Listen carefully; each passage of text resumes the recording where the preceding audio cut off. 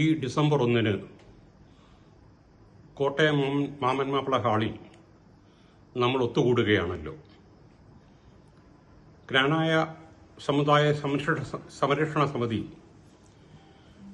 ഒരുക്കുന്ന ഈ സംഗമത്തിൽ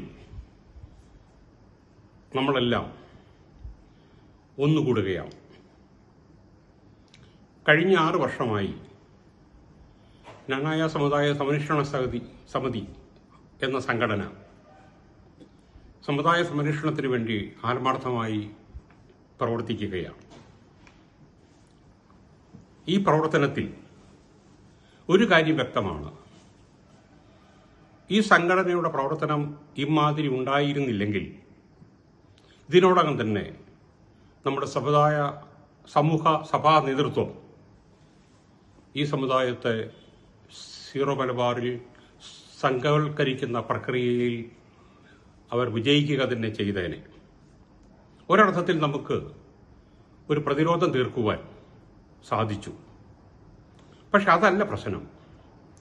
ഈ 6 വർഷം ഇത്രയും ശ്രമിച്ചിട്ടും ഇങ്ങനെയൊക്കെ ആയിട്ടും നമ്മുടെ സഭാ നേതൃത്വം ഇതിൽ നിന്ന് പിന്മാറുന്നില്ല. അവർ അവരുടെ ഇടര അജണ്ടകളുമായി അങ്ങനെ മുന്നോട്ട് നീങ്ങുകയാണ്. എങ്ങനെയെങ്കിലും ഈ സമുദായത്തെ, ഈ പൈതൃകത്തെ സീറോവൽക്കരണത്തിലൂടെ ലയിപ്പിച്ചില്ലാതാക്കുക എന്നുള്ള ഒരു വലിയ പദ്ധതിയുടെ ഭാഗമായിട്ടാണ് നമ്മുടെ സഭാ നേതൃത്വം ഇതിന് മുൻകൈയെടുക്കുന്നത്. ഇതിനെതിരെയാണ് നമ്മുടെ പ്രവർത്തനം. ഈ സമുദായത്തെ സംരക്ഷിക്കേണ്ടവരാരോ അവർ അത് ചെയ്യുന്നില്ലെന്ന് മാത്രമല്ല, അവർ അത് നശിപ്പിക്കാനും ശ്രമിക്കുന്നു. ഇതിനെതിരെയുള്ള സമുദായ സ്നേഹികളുടെ, ആത്മായരുടെ ഒരു ഒത്തൊരുമയാണ് നമ്മുടെ ഈ സംഗമം. നമുക്ക് പ്രതിഷേധിക്കുവാനും പ്രതിരോധിക്കുവാനുമുള്ള ഒരവസരമാണിത്. നമ്മുടെ നേതാക്കന്മാരുടെ, സമുദായ സംഘടനകളുടെ നേതാക്കന്മാരുടെ ഈ അടിമത്വ മനസ്സിനെതിരെ ഉള്ള ഒരു പ്രതിഷേധം കൂടിയാണ് നമ്മുടേത്.